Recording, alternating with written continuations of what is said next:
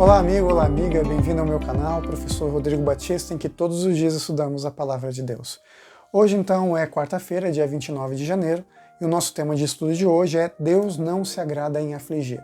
Muitas vezes a Palavra de Deus nos diz que Deus não se agrada com o mal, mas Ele também não se agrada em castigar as pessoas. Mas Ele quer justamente o contrário, que a pessoa que faz o errado, deixe o mal, e busque a Deus para poder viver e ter uma vida plena de alegria e felicidade. O livro do Antigo Testamento chamado Lamentações, que é Lamentações de Jeremias, capítulo 3, verso 32 e 33, nos diz que não é do agrado de Deus trazer aflição. Então não é uma coisa que eu estou inventando. Deus não se agrada, Deus não quer castigar ninguém. Pelo contrário, Ele insiste constantemente com o seu amor para nos ajudar a seguir o seu caminho, para a gente poder ter uma vida plena e abundante, com alegria e com paz. Mas esse tema ele percorre todas as Escrituras. A gente tem que entender que Deus não se agrada com o mal. Muita gente fala que o sofrimento acontece porque é a vontade do Senhor, né? É o do agrado de Deus que algumas coisas aconteçam. Há um tempo atrás eu vi um telejornal em que uma mulher estava sofrendo, uma mulher muito pobre, e o jornalista perguntou ali para ela o que estava acontecendo e tal, havia tido uma enchente no local e tal, e ela dizia o seguinte, olha, que era a vontade de Deus. Não era a vontade de Deus, então eu tenho que aceitar. Meu amigo, minha amiga, não era a vontade de Deus. Deus não quer que a gente sofra. Ele permite algumas coisas, mas não significa que seja a sua vontade. Deus, ele castiga também, porque dizer que Deus não castiga não é bíblico. Deus castiga sim, com amor e com disciplina. A todo filho que ele recebe, ele molda. E esse momento que nós somos moldados à forma de Deus não é fácil, porque nós estamos manchados pelo pecado. Então a disciplina de Deus se faz necessária para que Ele possa tirar as arestas, né? Nos moldar a sua imagem e a sua semelhança. Vejam bem, Deus não se agrada na aflição, Deus não se agrada com o castigo, mas Ele faz aquilo que for necessário para a nossa salvação. É verdade que tem aquele ditado, né? Que algumas pessoas vão para Deus só pelo amor e muitas vezes só pela dor. Deus não se agrada com a dor, mas Ele vai permitir a dor, se for necessário, para o nosso bem. E também vai punir aqueles que são maus. Nosso guia de estudos de hoje diz o seguinte: por meio dos profetas, Deus chamou o povo dele, que a gente já aprendeu, né, muito rebelde, sempre virava as costas para Deus, inúmeras vezes. Mas ele, o povo de Deus, se recusou a ouvir e se arrepender. Então temos aqui alguns textos, se você quiser anotar para você ler. Jeremias, capítulo 35, dos versos 14 a 17, Jeremias 35, versos 14 a 17, e também o Salmo 81, versos 11 a 14. Salmo 81, versos 11 a 14, fala um pouquinho sobre essa persistência do povo de Deus em abandonar a Deus e depois reclamar, como se Deus estivesse simplesmente castigando, quando na verdade era só uma consequência deles não estarem com Deus. E também, de certa forma, é um castigo, né? Porque quando você age por conta própria e você acha que vai prosperar, você não vai. Você só vai prosperar com Deus. Se você abandona Deus e larga Deus, aguente as consequências. E as consequências virão. Só que Deus jamais deixa de nos amar. Ele continua trabalhando para o nosso bem. E Ele vai continuar agindo. E quando a gente clamar, assim como acontecia com o povo de Deus, Deus imediatamente vem para nos ajudar. Vamos ler então aqui a pergunta do nosso guia de estudos e vamos ver os textos bíblicos que nos ajudam a entender a pergunta de Deus e dar a resposta. Por que Deus trouxe juízo a Jerusalém? A gente já tem uma certa noção sobre isso, né?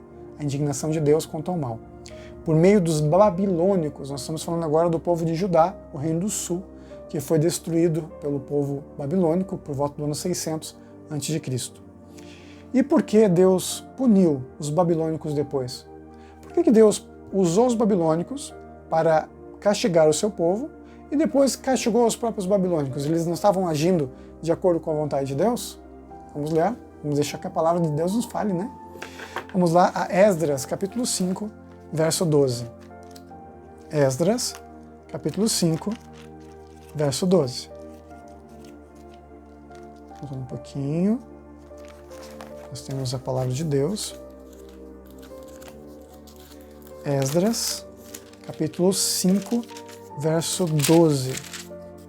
Diz assim: mas depois que nossos pais provocaram a ira do Deus dos céus, então aqui Esdras fala que o povo de Deus provocou a ira de Deus, ele os entregou nas mãos de Nabucodonosor, rei da Babilônia, o caldeu, o qual destruiu esta casa, a casa de Deus, e transportou o povo para a Babilônia.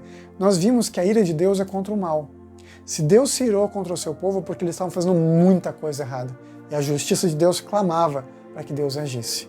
Então aqui nós vemos que o povo foi castigado porque havia agido de forma errada, e Deus usa então o Império Babilônico, o Império Neobabilônico, para castigar os seus servos, né? Infelizmente tinham abandonado a Deus. Vamos então a outro texto, 2 Crônicas, capítulo 36. 2 Crônicas, é o que vem um pouquinho antes de Esdras, capítulo 36, verso 16. Diz assim: eles, porém, zombavam dos mensageiros. O povo de Deus zombava dos profetas.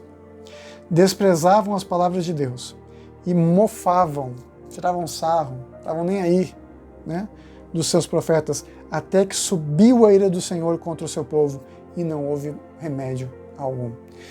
Eles trataram tão mal os servos de Deus que Deus não podia deixar de agir contra esse povo que havia agido dessa forma, contra os mensageiros do amor de Deus. Vamos então a Jeremias, capítulo 51. Jeremias, capítulo 51, verso 24. Pagarei ante os vossos próprios olhos a Babilônia e a todos os moradores da Caldeia, toda a maldade que fizeram em Sião, diz o Senhor. Por que Deus castigou os babilônicos? Porque além de fazerem a vontade de Deus, que era castigar o povo de Jerusalém, o povo de Judá, eles agiram com maldade. E mais uma vez, a ira de Deus é contra o mal, contra a maldade. Então, se eles agiram de forma maldosa contra o povo de Deus, Deus não deixaria quieto. Ele agiria contra os babilônicos. Então, nós temos a resposta a essa pergunta. Verso 25. Eis que sou contra ti, ó monte que destróis, diz o Senhor, que destróis toda a terra. Estenderei a mão contra ti e te revolverei das rochas e farei de ti um monte em chamas. E agora o verso 44. Castigarei Abel, que é um dos deuses da Babilônia, na Babilônia, e farei que lance de sua boca o que havia tragado, e nunca mais concorrerão a eles as nações. Também o muro de Babilônia caiu. Essa é uma profecia de castigo contra os babilônicos. E olha só, o castigo deles foi tão grande, mas tão grande pela maldade que agiram contra o povo de Deus. A gente vê como Deus fica indignado quando alguém toca num servo dele, um filho dele, mesmo que muitas vezes seu filho também esteja em rebelião, que Deus arrasou o Império Babilônico. Depois que Nabucodonosor morreu, houve uma sucessão de reis ali no reino, até que o império dele, o Império Babilônico, foi destruído pelo Império Persa, Medo-Persa, que é conhecido na Palavra de Deus, mas que geralmente chamamos de Império Persa. Até que depois, lá pelos dias de Alexandre o Grande, um pouquinho depois, a cidade de Babilônia foi completamente conquistada agora pelos gregos e depois, um pouquinho mais para frente, destruída, deixou de existir. E hoje não passa de escombros e ruínas, que para a gente que é historiador é maravilhoso para entender a história. Mas para aquelas pessoas, destruição. E até hoje, ninguém mais mora em Babilônia como castigo por terem tocado na menina dos olhos do Senhor. Deus, a ira dele é contra o mal, diz o nosso guia de estudos, que resultará na erradicação definitiva e completa da maldade. Brota do seu amor por toda a humanidade e do seu desejo de alcançar o bem final do universo. Deus não deixará que o mal permaneça para sempre. Não tem essa história de inferno ardendo para a eternidade. Pelo contrário, o mal tem que ter fim. E o último inimigo a ser derrotado é a morte, diz a palavra de Deus, diz o apóstolo Paulo. Confiemos no Senhor e certamente teremos a vitória no nome do nosso maravilhoso Deus que cuida da gente em todos os momentos. Vamos juntos orar? Querido Pai que estás no céu, te agradecemos por tua palavra, por tua mensagem, por nos ensinar que Deus não se agrada em afligir, mas se agrada sim quando a gente entrega o coração a Ele e em resposta ao amor, obedecendo a tua palavra. Em nome de Jesus. Amém. Nunca se esqueça, meu amigo e minha amiga, nessa vida é você e Deus. Te vejo amanhã, se Deus quiser. Tchau, tchau.